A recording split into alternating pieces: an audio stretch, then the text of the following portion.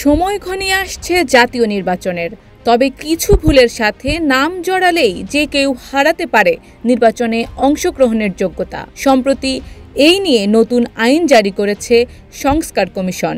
গুম, হত্যা, গণহত্যা কিংবা অমানবিক নির্যাতনের মতো যে কোনো ধরনের মানবতা বিরোধী অপরাধে অভিযুক্ত হলেই হারাতে হবে জাতীয় সংসদ নির্বাচনে অংশগ্রহণের যোগ্যতা। দেশকে পুরোপুরি ক্ষত থেকে সারিয়ে তুলতে বিচারের পাশাপাশি অপরাধীদের রাজনৈতিক অঙ্গন থেকে দূরে রাখা দরকার। এছাড়া স্বৈরাচারী শাসনের পতনের পর দেশের গণতান্ত্রিক উত্তরণ সহজ হবে না বলে মনে করছেন নির্বাচন ব্যবস্থার সংস্কার কমিশন।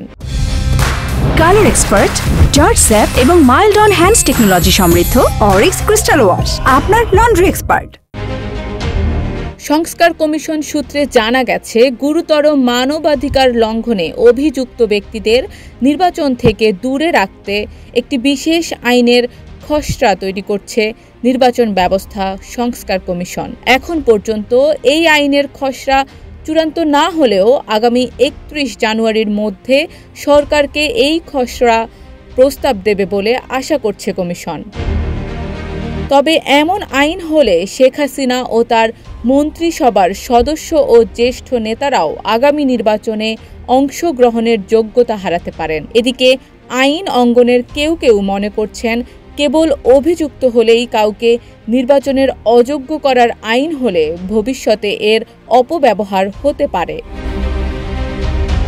এ বিষয়ে অবসরপ্রাপ্ত বিচারপতি এম এ মতিন বলেন, সরকার চাইলে আইন করতে পারে, কিন্তু যতক্ষণ পর্যন্ত আদালতে সাক্ষ্য প্রমাণের ভিত্তিতে কেউ দণ্ডিত না হন ততক্ষণ পর্যন্ত তাকে নির্বাচনের অযোগ্য করা উচিত হবে না।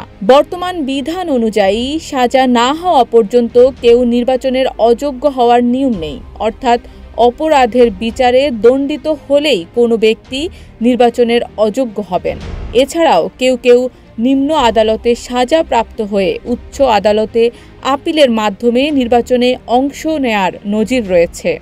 সংবিধানে জাতীয় সংসদ সদস্য হওয়ার যোগ্যতা অযোগ্যতার শর্ত সম্পর্কে বলা আছে, কোনো ব্যক্তির নৈতিক স্খলনজনিত ফৌজদারি অপরাধে ন্যূনতম 2 বছরের কারাদণ্ডে দণ্ডিত হলে এবং মুক্তি লাভের পর 5 বছর পার না হওয়া পর্যন্ত সংসদ সদস্য হতে পারবেন না।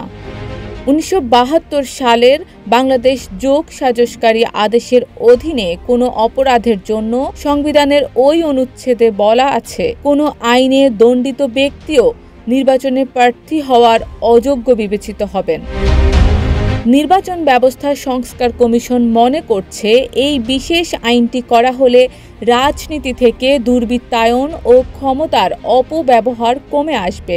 নির্বাচন ব্যবস্থা নিয়ে সংস্কার প্রস্তাব তৈরির জন্য গত 3 অক্টোবর কমিশন গঠন করে সরকার। 15 জানুয়ারি কমিশন তাদের সুপারিশের সারসংক্ষেপ প্রকাশ করে।